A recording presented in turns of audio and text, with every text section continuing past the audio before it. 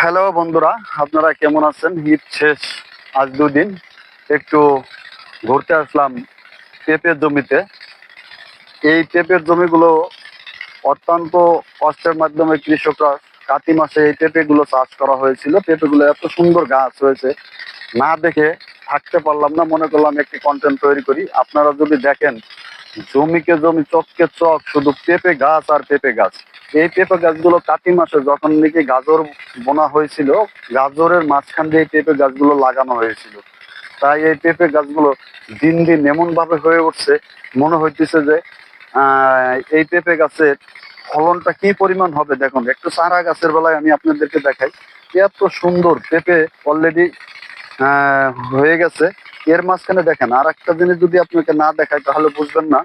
একটা পেঁপে গাছ লাগানোর সময় এটার ভিতরে কমপক্ষে 1 2 3 4 5টি করে চারা থাকে বা 4টি করে চারা রাখা হয়। যখন দেখা যায় একটি পেঁপে গাছের যেটা পুরুষ পেঁপে গাছ, সেটাকে কি করা হয়, এইভাবে কেটে ফেলায় দেওয়া হয় এবং কি শুধু ফলন যে গাছটাই হবে ওই গাছটি এইভাবে একটি গাছ হিসেবে রেখে দেওয়া হয়।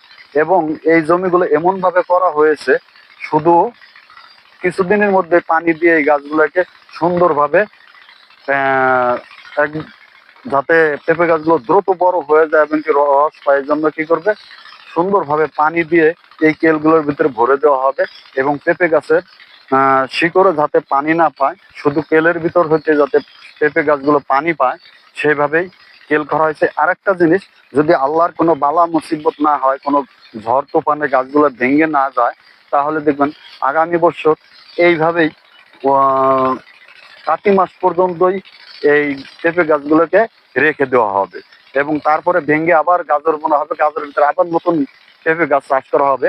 এরা গাজর বোনেন নাই, কিছু জমি পুরাতন গাছ রেখে দিছে যাতে পেঁপেগুলো যখন নাকি অন্যান্য সময় পেঁপে থাকে না, তখন এই সকল জমির পেঁপেগুলো আমরা শহরে অফ সিজনে পেঁপেগুলো পেয়ে থাকি। এবং দেখবেন আমি আরেকটি ভিডিও বানাবো, সেটা হলো এই পেঁপে গাছগুলো ফুলফিল যখন এই পেঁপে ধরবে, একবারে গাছ ভর্তি পেঁপে থাকবে, তখন আমি এক সময় যদি আসি তাহলে আমি এই গাছগুলোর উপর একটি ভিডিও বানাবো যে পেঁপে গাছগুলো কিভাবে পেঁপে ধরে থাকে। এখন আমি এই চারা অবস্থায় আপনাদেরকে গাছ দেখালাম।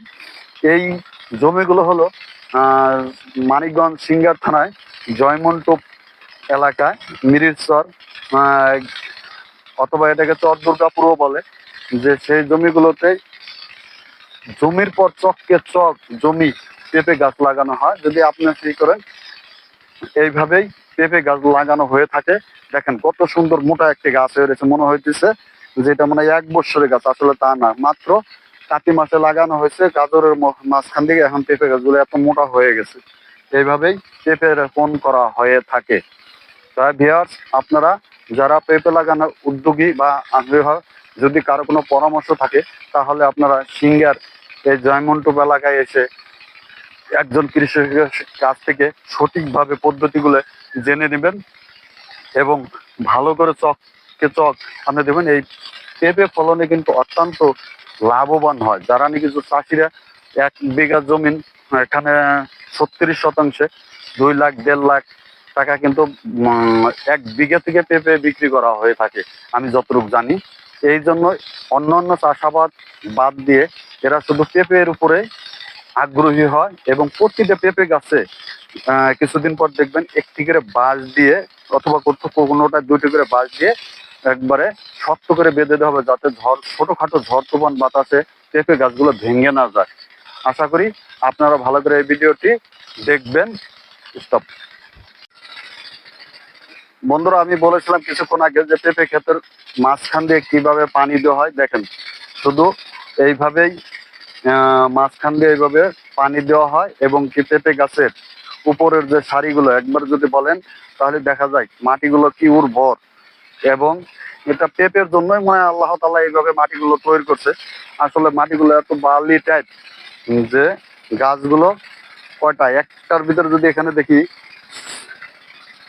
7টা গাছ আছে, একটা গাছ রাখা হবে এখান থেকে, আর বাকি সব গাছগুলো কেটে ফেলাইতে হবে।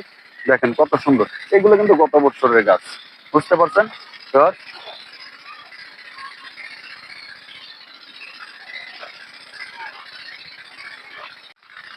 তাই আমি বলবো আপনারা সকলে এই পেঁপে